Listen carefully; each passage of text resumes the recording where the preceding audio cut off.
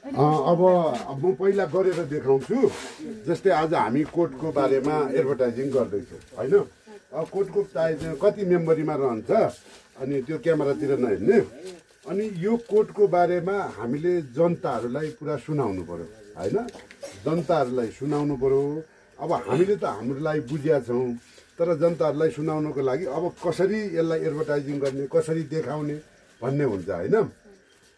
अनि अब यो सुरुमा के भन्नु, हेर्नुहोस् यो गाँजा अथवा भाँगा र गाँजा एउटै हो।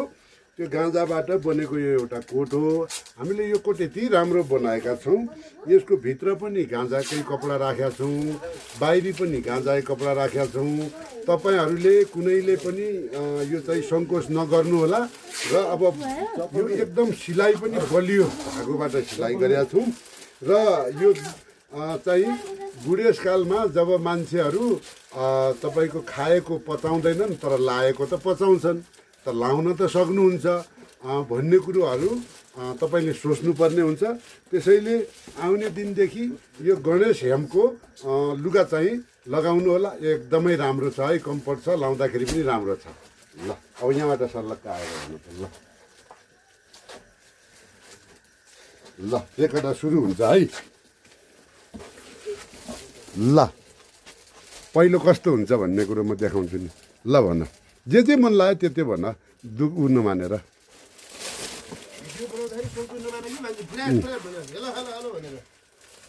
नमस्ते सबैजनालाई। यो चाहिँ गाँजाले बनेको कोट हो र यता चाहिँ भित्र पनि बाहिर पनि सबै ठाउँमा कोट लगाएको गाँजाको कपडाले बनाएको छ। अनि यो चाहिँ एकदम राम्रो हुन्छ। अनि त्यति मात्रै आयो।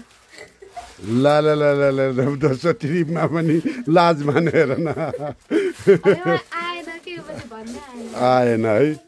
ल